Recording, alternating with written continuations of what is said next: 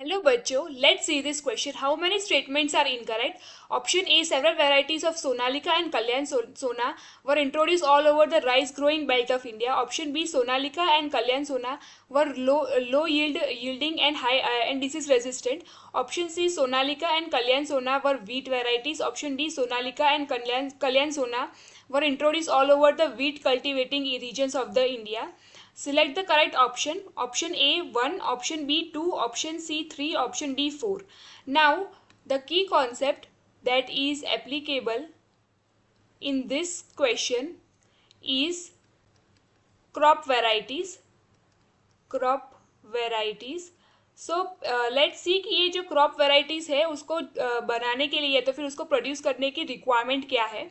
सो जो क्रॉप्स जो होते हैं, नॉर्मल जो ओरिजिनल क्रॉप्स होते हैं, they are highly prone to diseases and attack by pathogens. जो पैथोजेंस का अटैक होता है वो इजीली उन पे हो जाता है. एंड ये पैथोजेंस में कौन कौन से आते हैं? पैथोजेंस में आते हैं bacteria, then virus, then fungus attack या तो, and lastly pest attack. So ये अटैक की वजह से they are easy to develop diseases. तो उसको रेजिस्ट करने के लिए हम वेरियस टेक्निक्स यूज़ करते हैं, प्लांट ब्रीडिंग टेक्निक्स यूज़ करते हैं to make the crop resistant to this disease. And उसका दूसरा जो बेनिफिट है या तो फिर दूसरा जो रोल है वो उसकी प्रोडक्टिविटी में है. तो उसकी प्रोडक्टिविटी इंक्रीज करने के लिए, उसकी यील्ड इंक्रीज करने के लिए हम ये क्रॉप वेराइटीज़ को डेवलप करते हैं. नाउ इन दिस क्वेश्चन हमें ऑप्शंस दिए गए हैं various based on the varieties, crop varieties, and हमें उसमें से जो इनकरेक्ट कितने ऑप्शंस हैं वो फाइंड करने हैं. सो लेट अस सी. फर्स्ट में दिया गया है varieties of Sonalika and Kalyan Sona are introduce in rice growing belt of India. This is a wrong statement because ये जो सोनालिका एंड कल्याण सोना जो है they are the varieties of wheat, and ये वीट की वेराइटीज़ है एंड ये राइस ग्रोइंग बेल्ट में introduce नहीं की थी. So this is incorrect statement. Option B में दिया गया है Sonalika and Kalyan Sona were low yielding and disease resistant.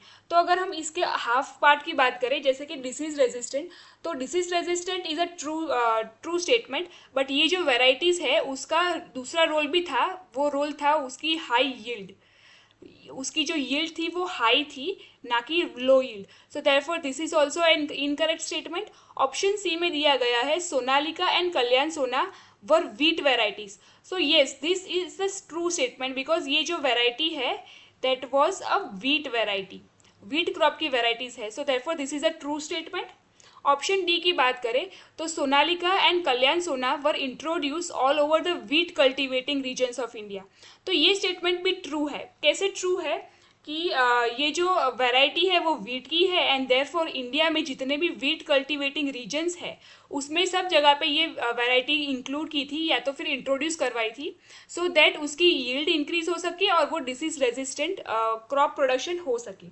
So therefore based on the discussion हम देख सकते हैं कि जितने भी इनकरेक्ट स्टेटमेंट है यहाँ पे आउट ऑफ 4 स्टेटमेंट्स टू जो स्टेटमेंट है दे आर इनकरेक्ट.